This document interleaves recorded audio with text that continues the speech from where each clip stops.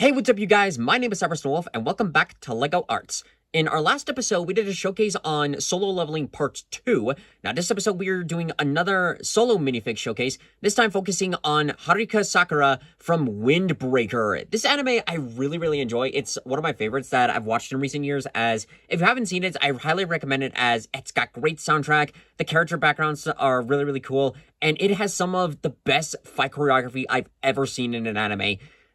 And it's very much like I haven't seen like a lot of Legos of this one, of this particular one, so I thought it'd be kind of cool to like try and see if I could like make a figure and see how it turned out. And I think it turned out all right. It's not one of my better ones that I've made this year, but with the uniqueness that it has, I think it turned out really cool, which I'll explain as I go in. So, as you guys know the drill, we're going to take this minifigure, do a review in it, explain the process, why we have this route, and then go from there. So without further ado, let's get the pedestal out and get the showcase on the road. So just by looking at this, it's definitely one of the more unique approaches that I've done for a minifigure, as I used a completely different figure.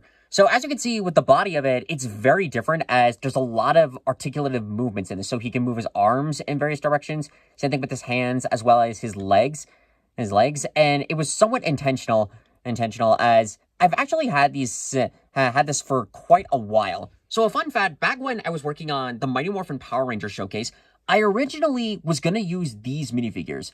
These were made by Morphonaunts. He was the same guy that did the God of War weapons that I did for the Ragnarok project, as well as the Batman Arkham Knight cowl that I did for the Mark III variant.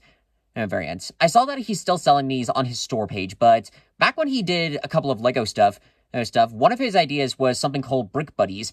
And the idea that he had for this was to basically make minifigure action figures, to kind of how to put it is, for where like you can move the torso, move the legs and the arms to like do various positions, can like even do kicks, move with the legs. It was a very interesting approach. At the time, I thought about, I had gotten like a bunch of these ideas. I got about like, it was about 7 total because I wanted to do them for the Mighty Morphin Power Ranger showcase. But in the end, I wound up not using any of them. Because I realized that like the paint would have chipped off. It would have been very hard to fully like take them apart and re-put them back together. So for years, I never really used them. But when making Sakura and Windbreaker, since it's all about like fight choreography, I thought of it like why don't I try at least one of these figures to like maybe see how it turns out.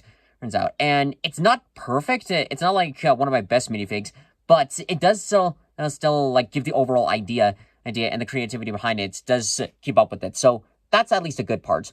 Now, for the rest of the figure, the base face, I think it was used like one of the original Captain America heads from like the Civil War sets that go ahead and remove the hair and move the hairpiece. So I erased like the cheek marks on the heads. I painted the right eye in like a grayish blue, and then with the left eye in a king's gold, and painted on with the eyebrows above to like match up with Sakura's character, which I'd say these turn out pretty good. I am getting better at just painting it with these eyes. And then real quick with this hairpiece, this was based off of like the classic Anakin Skywalker style hairpiece that I think this was the original one for like the Joker minifig from the Tumblr set. That I kept around and thought it was a good enough hairstyle, but I did a couple of modifications to match up more with Sakura in the anime. If like the sweep with the original hairpiece was on the other side, it would have just been all right, but I did have to do a little bit of tweaking on that one, but it still turned out good, so I'm pretty happy with that. The rest of the body is was pretty interesting. So the coat, I went back to my old roots and did like an electric tape coat for this particular body, as I still wanted the movements with the torso, so I wrapped it around with the body. I thankfully didn't have to do too many modifications on with the sockets, as real quick with this one. You can see here that with this body, the arms can like come off pretty easily, and you can see that underneath there's enough of a gap where the arm can like still come back in, and the coat can still work out. So I'm happy with how this part turned out.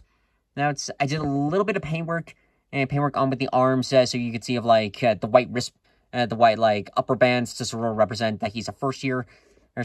I sculpted on like the cuffs on with the hands. I originally tried to use like glove tops, but the glove tops are not designed for this for like this particular character. I sculpted on an upper collar, on top for the head, which I did make sure to sculpt it enough to where, like, it would stick onto this part, but not stick to the head, because I've had previous stuff in the past that it would just stick on completely. So I'm glad that I was able to work it out with that. With the rest of the body, I sanded a little bit with the torso, so there can be, like, some articulation on here. It's not too much, but it does pull off enough. And then with the legs, I painted them in black, I painted on with the belts. And then down here, these represent the outlines for his sneakers to where you can see, like, a little bit of articulation. I think I did some sanding work, on with the joints, but unfortunately, since I can't pull these apart, there wasn't a whole lot I can do. So the best I can do, really, is I can still move his legs and move off with, like, a couple of his irons and stands to, like, sort of represent that he can still fight. But in general, like, there's still, like, limits to how overall it can really pull off.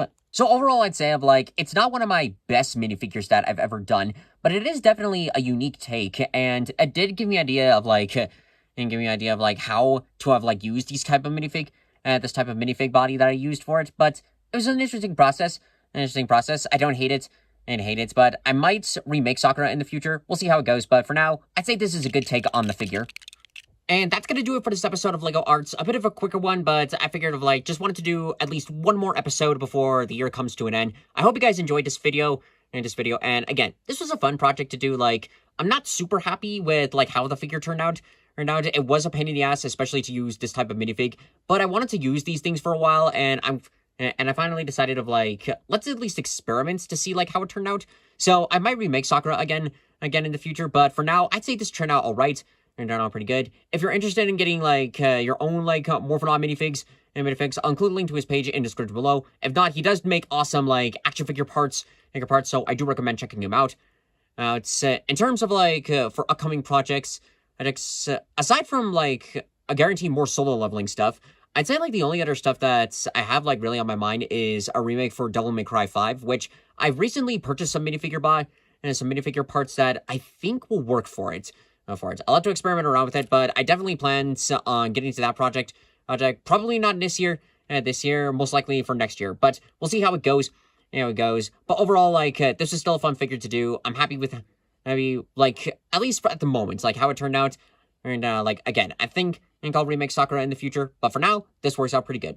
So, overall, if you guys want to see more videos like this in the future, be sure to subscribe to the channel and hit the bell for notifications. It really helps us work on Let's Plays, LEGO projects, and mainly here to have some fun. So, overall, thank you guys so much for watching this video. If you liked it, hit that like button, comment over to like, share it with your friend, subscribe to YouTube, follow me on Twitch. Thank you all so much for watching. I'll see you all next time in the next video. Goodbye!